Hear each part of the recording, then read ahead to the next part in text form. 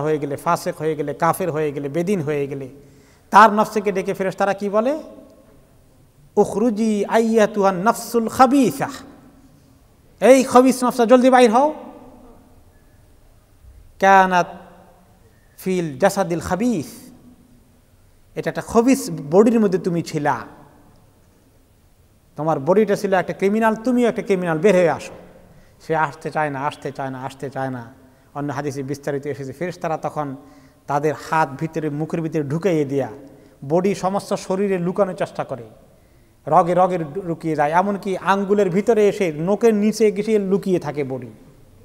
সেখান থেকে হাত ঢুকিয়ে গলা দিয়ে এরকম করে ঝাঁকানি দিয়ে বডিকে টেনে, আর বডি পিছনের দিকে পলাইতে চায়, তারা টানে ফেরেশতারা। এইভাবে এই চলতে থাকে সংগ্রাম। এইটার নাম সাকারাতুল মাউত। তারপরে হ্যাঁচকা টান দিয়ে এমনভাবে টান মারে, এক্সাম্পল হাদিসে তিনি দিয়েছেন, যেমন নাকি আমাদের দেশে পাটের বস্তা আছে না, লোকাল ভাষা আমরা বলি সালা, ধান চাউল এগুলো ঢুকাই, তাই না? আবার এরকম আপনার এই পশমের কম্বল জাতীয় জিনিস যেরকম আছে, তার ভিতরে যদি একটা তীর ঢুকাইয়ে দেন, সালার ভিতরে, বস্তার ভিতরে অথবা কম্বলের ভিতরে তীর ঢুকাইয়ে দিয়া এরপরে তীরটাকে টান দিলে তীরের মধ্যে যে আছে এরকম একটা কাটার মতো আছে, এইটা কীরকম করে আসতে চাইবে না, ছিঁড়ে যাবে। কতগুলো কম্বলের পশম নিয়ে অথবা বস্তার কতগুলো রশিকে ছিঁড়ে তারপরে বের হবে, জোর করে টেনে বের করতে হবে এরকম। ঠিক এই ফাসেক এবং কাফের রুহকে এভাবে টেনে বের করে, ছিঁড়ে টুকরা টুকরা হয়ে যায়, জোর করে বের করে তারপরে তাকে নিয়ে যায়। তখন তার এই নাম লেখানো হয় সিজ্জিন, একদম আসফালা সাফরিনের মধ্যে। এইভাবে করে বর্ণনা এসেছে। তো এই যে রুহ কবজা হচ্ছে, এই প্রক্রিয়া এখানে নফসকে ব্যবহার করা হয়েছে, তার নফসকে এখানে রুহের জায়গায় ব্যবহার করা হয়ে গেল, একই অর্থে এসেছে। আবার আরেকটি হাদিসে মুসলিম, সহিহ মুসলিমের হাদিসে এসছে, ইযা খারাজাত রূহুল মুমিন তালাক্কাহা মালাকান ইয়াসআদানি বিহা, যে মুমিনের রূহ যখন রূহ থেকে বের হয়ে যায়, তখন দুইজন ফেরেশতা তাকে রিসিভ করে করে আল্লাহর কাছে উপরের দিকে নিয়ে যায়, ওই যে এলিনের মধ্যে নাম লেখাতে। তাহলে রূহকে যে জায়গায় ব্যবহার করা হয়েছে, নফসকেও একই অর্থে ব্যবহার করা হয়েছে। এইভাবে দেখা যায় রূহ এবং নফস একই সেন্সে ব্যবহৃত হয়েছে কোরআনে কারীম এবং হাদিসের মধ্যে। এটাই ইমাম কুরতুবী রহমাতুল্লাহ আলাইহি ইরশাদ করেছেন। এখন এই যে আমরা ঘুমোতে যাই, ওই সময়ে ঘুমোতে গেলে কিসের কথা মনে করা উচিত? মৌতের কথা মনে করা উচিত, কারণ ঘুমটা হচ্ছে একটা ছোট মৌত, আর ওই সময় বড় মৌতের প্রিপারেশন নিয়ে, প্রস্তুতি নিয়ে শোয়া উচিত। এই জন্য কিছু দোয়া নবী করিম সাল্লাল্লাহু আলাইহি ওয়াসাল্লাম শিখিয়ে দিয়েছেন, যে দোয়াগুলোর মধ্যে মরণের কথা নিজেকে স্মরণ করিয়ে দেওয়ার বিষয় আছে। এই দোয়াগুলো পড়ে অর্থ সহকারে উপলব্ধি করে বুঝে পড়লে তাহলে সত্যি মৌতের কিছু প্রস্তুতি নিয়ে শুতে পারলাম। আর কেউ কেউ বলবেন মৌতের প্রস্তুতি না নেওয়াই ভালো, বোধহয় খামাখা মরার দরকার কি। এই দেশের লোকেরা অনেক কথা আলোচনা করে, কিন্তু তারা ডেথ প্রসঙ্গ নাকি আনে না। এই দেশের যারা নন মুসলিম আছে অনেক গল্পগুজব করে, বিভিন্ন জিনিস তারা আলোচনা করে, কিন্তু কেউ যদি মৃত্যু সংক্রান্ত কোনো আলোচনা করতে চায়, সেটা নাকি তারা ইন্টারেস্টেড না মোটেই ডিসকাস করতে, কারণ এই জিনিসটা থেকে তারা দূরে থাকতে চায়। দূরে থাকতে চাইবে। আইনামা তাকুনু ইদরিকুমুল মাউতু ওয়ালাউ কুনতুম ফি বুরুজিম মুশাইয়াদাহ, তুমি যেখানেই থাকো না কেন মৃত্যু তোমাকে পেয়ে যাবে। মৃত্যু তোমাকে পেতে তুমি হারিয়ে যাবে না, মৃত্যু তোমাকে খুঁজে পাবে না তা নয়, এমনকি তুমি যদি একেবারে সুরক্ষিত দুর্গে অবস্থান করো, বিশাল প্যালেস, দুর্গ মজবুত করে রাখো যে ফেরেশতারা যেন ঢুকতে না পারে, না, তুমি সুরক্ষিত দুর্গে থাকলেও ফেরেশতারা তোমাকে খুঁজে বের করে ফেলবে। এই জন্য মৌতের কথাকে মনে করতে হবে। নবী করিম সাল্লাল্লাহু আলাইহি সাল্লাম একটি হাদিসে আমাদেরকে মনে করিয়ে দেওয়া দোয়া শেখালেন। তিনি বললেন, বুখারী এবং মুসলিমের হাদিস, ইযা আওয়া আহাদুকুম ইলা ফিরাশিহি ফালিয়াখুয দাখিলাতা ইজারিহি ফালিয়ানফুদ বিহা ফিরাশাহ, তোমাদের কেউ যখন ঘুমোতে যাও তখন নিজের ইজার লুঙ্গি এটা যদি একটু ঢিলা ঢালা থাকে তাহলে এটার একটা মাথা দিয়ে বিছনাকে পিটো। তখনকার জমানাতে এত তোয়ালে কাপড় চোপড় গামছা টামছা অতিরিক্ত ছিল না, ওনারা খুব কম কাপড় চোপড় ব্যবহার করতেন আর কি, কারণ ওনাদের সময় এত বিত্তশালী লোকজন খুব কমই ছিলেন। তো আলাদা কোনো কাপড় না হলেও নিজের শরীরের কাপড় দিয়ে হলেও বিছনাটারে একটু পিটতে বলছেন, একটু ঝেড়ে নেওয়ার জন্য বলেছেন। তারপরে বলেছেন যখন ঝেড়ে নেবে বিছনাটাকে ঝাড়বে, ঝাড়ার সময় কি পড়বে, ওয়ালিয়া সাম্মিল্লাহ, বিসমিল্লাহ বলে পিটবে। আর দোয়াটা পড়বে দোয়ার আগে। এখন বিছনাকে ঝাড়তে হয় কেন, বিসমিল্লাহ বলে পিটতে হয় কেন? অন্য হাদিসে তিনি ব্যাখ্যা করেছেন যে তোমরা যখন ঘুমের থেকে উঠে চলে যাও বিছনাকে রেখে, তোমরা জানো না এখানে অন্য কেউ এসে শুয়ে যায় কি না, অন্য কেউ পজিশন নেয় কি না। শয়তান আমাদেরকে কষ্ট দেওয়ার জন্য অনেক চান্স নেওয়ার চেষ্টা করে। আমাদের বিছনার মধ্যে তারা শোয় থাকে, অনেক সময় আমরা টের পাই না। এবং বিশেষ করে সেহের জাদু এই জাতীয় শয়তানকে জিনকে কাজে লাগানোর জন্য কিছু শয়তান মানুষ আছে দুনিয়ার মধ্যে পরিকল্পনা করে, তারা অনেক কিছু বিছনার মধ্যে রেখে যায়, ফেলে যায়। তো কেউ যদি এইভাবে বিসমিল্লাহ বলে বিছনাকে এভাবে পিটে ঝাড়ে, তাহলে শয়তানের কোনো অসৎ পরিকল্পনা থাকলে এটা শেষ হয়ে যাবে ইনশাআল্লাহ। তা না হলে আপনি অরক্ষিত। আর এটাকে পিটাই দিলে বিসমিল্লাহ পড়ে আপনি সুরক্ষিত হয়ে গেলেন, আল্লাহর প্রোটেকশনে চলে আসলেন, তাদের অনিষ্ট থেকে বেঁচে গেলেন। এই সুন্নত আমলটা কয়জনে আমল করি? কে কে বিছনা ঝাড়েন দেখি, বলেন তো দেখি বিসমিল্লাহ পড়ে শোয়ার সময়? আলহামদুলিল্লাহ, কয়েকজন মাত্র। বাকিরা সারা জীবন মিস করলাম, আর কতদিন মিস করব? আজকে থেকে গিয়ে আমল করবেন তো ইনশাআল্লাহ। মা বোনেরা শুনতেছেন রেডিওর মাধ্যমে, এই বিসমিল্লাহ পড়ে বিছনা না ঝেড়ে নিজে শুবেন না, বাচ্চাদেরকে শুতে দিবেন না, তাহলে অনেক শয়তানের আপদ থেকে আল্লাহ আপনাদেরকে রক্ষা করবেন এবং সুন্নতের আমল করার সওয়াব পেয়ে ধন্য হবেন। এরপরে তিনি বলেন যে বিছনাকে পিটো, আল্লাহ নাম পড়ে বিসমিল্লাহ দিয়ে বিসমিল্লাহ পড়ে পিটতে পারেন। মা বোনেরা শাড়ির আঁচড় দিয়ে পিটতে পারেন। পুরুষেরা আমাদের লুঙ্গি তো ছোটো, বেশি বড় না, পিটা মুশকিল হয়ে যাবে। তো টাওয়েল আছে, গামছা আছে, যে কোনো আরেকটা লুঙ্গি হতে পারে, যে কোনো একটা কাপড় দিয়ে পিটাবেন আর বিসমিল্লাহ বলবেন। বালিশের নিচে থেকে আরম্ভ করে পুরো বেডকে এভাবে ঝেড়ে নিয়ে তারপরে ঘুমাবেন। আর ঝাড়ার মধ্যে তো অনেক সায়েন্টিফিক ব্যাপারও আছে। সারাদিন যদি এভাবে থাকে বিছনাটা, ধুলাবালিও তো আছে। এই ধুলাবালি অনেক সময় আপনার শরীর চুলকাবে, ঘাম লেগে অসুবিধা হবে। হাদিসের আমল করার মধ্যে দুনিয়ারও তো শান্তি আছে, আর আল্লাহর কাছে প্রোটেকশন, নেকি, সুন্নত আমলের সওয়াব সব কিছুই কামিয়াবি। এরপরে তিনি বলেন তখন আর এই দোয়াটা পড়ুক, অলিয়াকুল, আর এই দোয়াটা পড়ুক, সুবহানাকা রব্বি ওয়াদাতু জামবি ওয়া বিকা আরফাউহু ইন আমসাকতা নাফসি ফাগফির লাহা, অনেক রিওয়ায়াতে ফারহামহা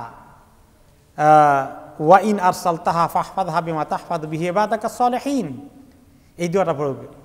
অন্য হাদিসে এসেছে বিসমিকা রব্বি ওয়াদাতু জামবি ওয়া বিকা আরফাউহু, বিসমিকা রব্বি ওয়াদাতু জামবি, অথবা সুবহানাকা রব্বি ওয়াদাতু জামবি।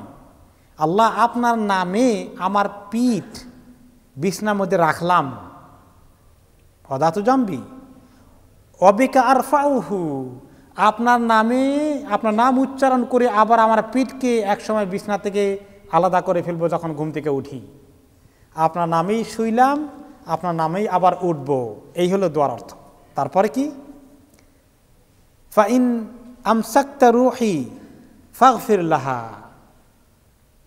অন্য হাদিসে আসছে ফাইন আমসাকতা নাফসি ফাগফির লাহা, আমার রূহ বা আমার নফসকে যদি আপনি ধরে রাখেন আর আপনার কাছে রেখে দেন আর দুনিয়াতে না পাঠান, তার অর্থ কি, আমার যদি মরণ হয়ে যায় ঘুমের মধ্যে, আপনি আমার রূহকে আর ফেরত পাঠাবেন না সিদ্ধান্ত নিয়ে থাকেন, তাহলে আল্লাহ আমার একটা দরখাস্ত আছে, সেটা কি, ফাগফির লাহা। অন্য হাদিসে আসছে ফারহামহা, আপনি রহমত করে দিয়েন আমার প্রতি, আমাকে মাফ করিয়ে দিন, গুনাহ থেকে গুনাহগুলো মাফ করে দিয়েন। ওয়াইন আমসাকতাহা ওয়াইন আরসালতাহা, আর যদি আপনি ঘুমের পরে আমাকে জাগিয়ে দেওয়ার জন্য আবার রূহটাকে ফেরত পাঠিয়ে দেন, তাহলে আল্লাহ এই ঘুমের মধ্যে যেন আমার অন্য কোনো অনিষ্ট জিন শয়তান কেউ না করতে পারে, ফাহফাযহা, এবং কোনো ধরনের নষ্টামি না ঘটে, আমারকে আপনি হেফাজত করেন, আমার রূহকে আপনি হেফাজতে রেখে দেন। বিমা তাহফাযু বিহি ইবাদাকাস সালিহিন, যেভাবে আপনি সালেহ নেক বান্দাদের হেফাজত করেন, এইভাবে আমার রূহ এবং নফসকে আপনি হেফাজতে রেখে দিয়েন, যেন শয়তান আমার রূহকে নিয়ে খেলা না করতে পারে। তো এইভাবে করে তিনি অনেক দোয়া আমাদেরকে শিখিয়েছেন। আরও দোয়া আছে, আল্লাহ বিসমিকা আল্লাহুম্মা আমুতু ওয়া আহিয়া, অথবা আল্লাহুম্মা বিসমিকা আমুতু ওয়া আহিয়া। তো এইভাবে আল্লাহর কাছে মাউত, আল্লাহ আপনার নামেই আমি এখন মরব, আপনার নামে আবার আমি জিন্দা হব। ঘুমের আগে মরার কথা বলা হচ্ছে, ঘুমকে দ্বারা মৌতকে দ্বারা ঘুমকে বোঝানো হচ্ছে।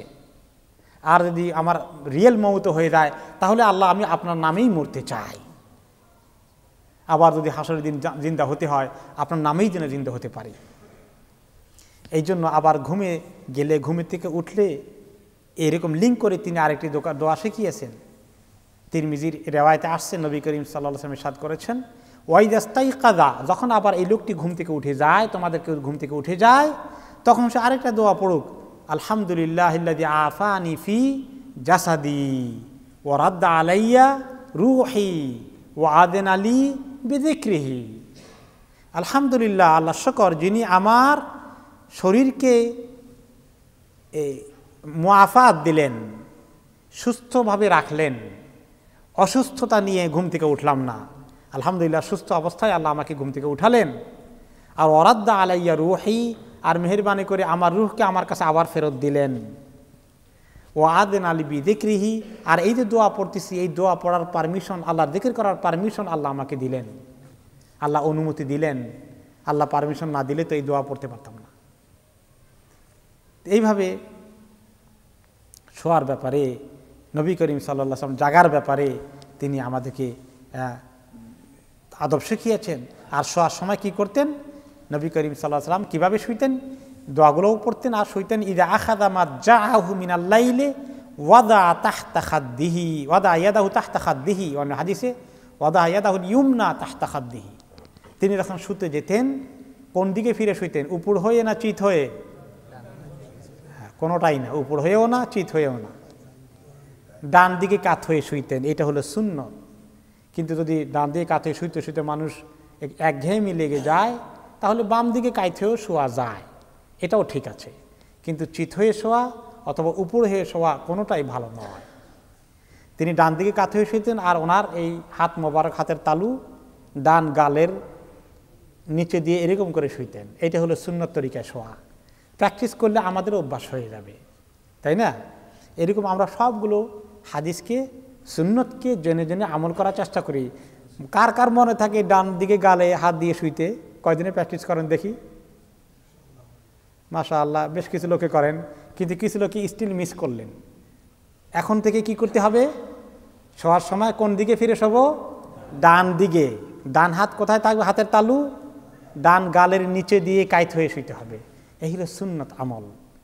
তারপরে ঘুমের থেকে উঠে আরও দোয়া আছে, আলহামদুলিল্লাহিল্লাযী আহিয়ানা বাদা মা আমাতানা ওয়া ইলাইহিন নুশুর। এগেইন মউতের কথা, যে আলহামদুলিল্লাহ, যে আল্লাহ আবার জাগিয়ে দিলেন, ঘুম থেকে উঠিয়ে দিলেন, জিন্দা করে দিলেন। এই যে মউত করে দিয়েছিলেন, ছোট মউত ঘুমের সেকেলে, ঘুমের সুরতে, সেই আল্লাহ আবার আমাদেরকে জিন্দা করে দিলেন। আল্লাহর এই জন্য শুকর আদায় করি।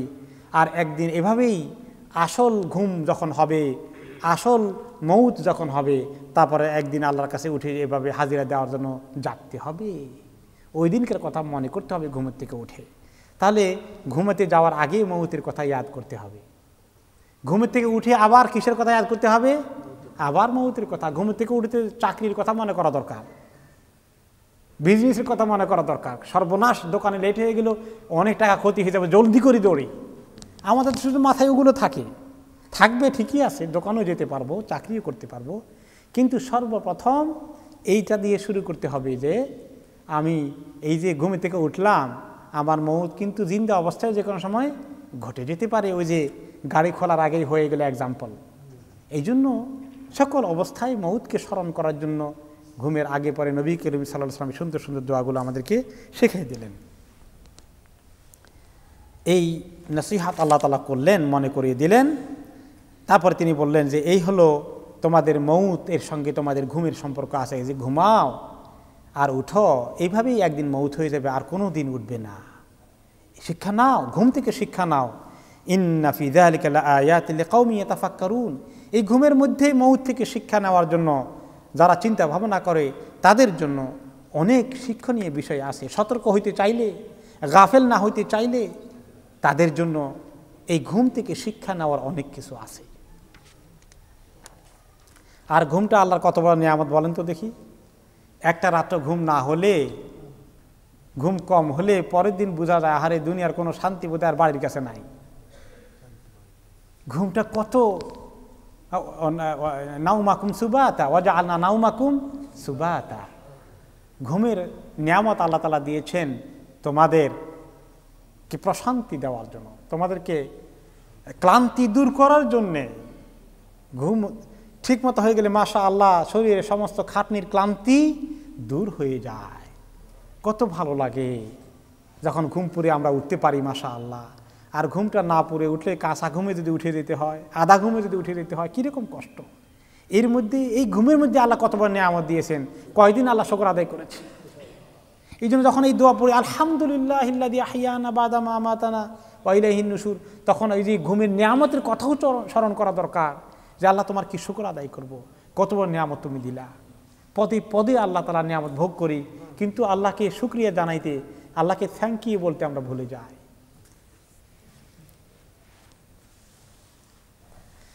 আম ইত্তাখাযু মিন দুনিল্লাহি শুফাআ কুল আওয়ালাউ কানু লা ইয়ামলিকুনা শাইআন ওয়া লা ইয়াকিলুন কুল লিল্লাহিশ শাফাআতু জামিআ লাহু মুলকুস সামাওয়াতি ওয়াল আরদি সুম্মা ইলাইহি তুরজাউন। এত কথা বলে দেওয়ার পরে মউতের কথা, মউতের পরের প্রিপারেশন, আল্লাহর সঙ্গে দেখা হওয়ার কথা আল্লাহ মনে করে দিলেন ঘুমের উসিলায়। তারপরে কি আমল করতে হবে আল্লাহর সঙ্গে দেখা করার জন্য, সেগুলার কথা চিন্তা করে না মানুষ। তারা, আল্লাহ তাআলা বলেন, তারা যে এত নিশ্চিন্তে আছে, তারা কাউকে মনে করেছে আল্লাহর কাছে সুপারিশকারী হয়ে তাদেরকে পার করে দেবে। শাফাআত করার জন্য তাদের অনেকেই আছে। কুল আওয়ালাউ কানু লা ইয়ামলিকুনা শাইআন ওয়া লা ইয়াকিলুন, তাদেরকে বলুন যে এই যাদেরকে তারা সুপারিশকারী মনে করে, এদের তো যদি কোনোই ক্ষমতা না থাকে, এদের যদি কোনোই জ্ঞান না থাকে, তাহলে তারা কেমনে এদেরকে হেল্প করবে? সুপারিশ করে জিজ্ঞেস করে দেখুন তো। মক্কার কাফেরদের কাছে সুপারিশকারী কী ছিল? বিভিন্ন দেবদেবীগুলো ছিল, লাত, মানাত, উজ্জা। আল্লাহর কাছে অনেক সুপারিশ করে পার করে দেবে। এই জন্য এই বেচারাদের তারা এত ইবাদত করে। হিন্দুরা লক্ষ্মী, কালী, দুর্গায় সব কিছুর ইবাদত করে। এগুলো আসল ঈশ্বরের কাছে সুপারিশ করে কিছু যেগুলো হাজত দরকার দিয়ে দিবে, পার নিয়ে এনে দিবে, আর পরকালকেও তারা পার করে দেবে, এই ইয়াকিন করে তারা। আর মুসলমানদের মধ্যে কি আছে? বিভিন্ন মাজার আছে, দরগা আছে, জিন্দা পীর আছে, মুর্দা পীর আছে, তারা আল্লাহর কাছে সুপারিশ করে পার করে দেবে। এই রকম বিভিন্ন ওসিলা তারা জোগাড় করেছে। এই ওসিলাগুলোকে সুপারিশকারী হিসাবে মানুষ এভাবে ইয়াকিন করা, বিলিভ করা, এই ক্ষমতা তাদের নাই। তো কোন কথায় আমরা ছিলাম? হ্যাঁ, তো দুনিয়া সুপারিশকারী হিসাবে মানুষের অনেক, কেউ কেউ নিজে দাবি করে যে আপনার কোনো চিন্তা নাই, পরকালে আমি আছি আপনাকে পার করে দিতে। নাউজুবিল্লাহ মিন যালিক। কিছু লোক এরকম ক্লেম করে, আপনারা শুনছেন, লন্ডনের বুকে ক্লেম করে গেছে আমি মরে গেলেও আপনাদের জন্য কবরে থেকে দোয়া করব। আবার আমাদের দেশে বেশ কিছু লোক পাওয়া যায় বলে যে এত ইসলামের আমল করে জান্নাতে যাওয়া কি এত সোজা মনে করছেন? বহুত হ্যাঙ্গাম আছে। তাহলে কি করতে হবে? কয় এমন একজন আল্লাহওয়ালাকে ধরেন যার উসিলায় তার পিছন দিয়া তার সুপারিশে পট করে পার হয়ে যাবেন। শর্টকাট রাস্তা আছে তাদের। অথচ আমরা অনেকদিন বলেছি, আপনারা নবী করিম সাল্লাল্লাহু আলাইহি ওয়াসাল্লাম হাদিস শুনছেন, তিনি আব্বাস রাদিয়াল্লাহু আনহু চাচাকে ডেকে বললেন, ওনার মেয়ে ফাতেমা রাদিয়াল্লাহু আনহাকে ডেকে বললেন, কি বললেন? যে তোমরা আমল করো, আমল না করলে চাচা আব্বাস, আমি মুহাম্মদ আপনার কাছে আল্লাহকে পার করে দিতে পারবো না। ও ফাতেমা, তুমি আমল না করলে আমি তোমার পিতা হয়ে তোমাকে পার করে দিতে পারবো না। এখন এই হাদিসের পরেও কি ধরনের সীমা লঙ্ঘনকারী হয়ে গেলে লোকেরা ক্লেম করতে পারে। আল্লাহ তাআলা স্বয়ং বলেছেন, মান যাল্লাযী ইয়াশফাউ ইনদাহু ইল্লা বিইযনি। আল্লাহর পারমিশন ছাড়া কার এত বড় স্পর্ধা আছে যে সুপারিশ করবে? কোনো নবী সুপারিশ করতে সাহস করবে না কিয়ামতের দিন, তাই না? তো কাজেই এইভাবে মক্কার কাফিররা যে আকীদা পোষণ করেছে, মূর্তিগুলোকে তারা সুপারিশকারী মনে করেছিল, সে কথা আল্লাহ স্মরণ করিয়ে দিলেন। এখনকার জমানায় মুসলমানরা এইগুলোকে সুপারিশকারী মনে করে না, মূর্তিকে কোনো মানুষকে মনে করে, কোনো ওলি আল্লাহকে মনে করে বসে থাকে, কোনো পীর, জিন্দা, মুর্দা, মাজার এইগুলিকে তারা মনে করে তাদের সুপারিশকারী তাদেরকে পার করে দেবে। এটা ভুল ধারণা। কোরআন হাদিস অনুযায়ী নিজেকে শরীয়তের আমল করে ইবাদত করে আল্লাহর সন্তুষ্টি অর্জন করার মাল মশলা এখান থেকে জোগাড় করে যেতে হবে। এরপরে আল্লাহ তাআলা সুপারিশ শাফাত করার সুযোগ দিবেন রাসূলুল্লাহ সাল্লাল্লাহু আলাইহি ওয়াসাল্লামকে। এমনকি এক পর্যায়ে আল্লাহ তাআলা নেককারদেরকে নিজেদের আত্মীয় স্বজনকে সুপারিশ করার অনুমতি দেবেন। কিন্তু এখন আমি কেমনে আমার আব্বার উপরে ভরসা করে থাকবো? আমার আব্বা কেমনে ওনার দাদার উপরে ভরসা করে থাকবেন? কে জানে কে জান্নাতি হবে, কে কার জন্য সুপারিশ করবে? আর সুপারিশ পাওয়ার জন্য তো শর্ত হলে নিজের মিনিমাম আমল লাগবে। আমল যদি না থাকে তার জন্য সুপারিশ করা কেউ পারমিশন দিবেন? নূহ আলাইহিস সালাম পারবেন তার কাফের ছেলের জন্য সুপারিশ করতে? তাহলে নিজের যার আমল নেই তার যদি বাবা, ভাই, ওলি আল্লাহ হয়েও যান, এর আমল না করার কারণে আল্লাহ তাআলা এই অপরাধী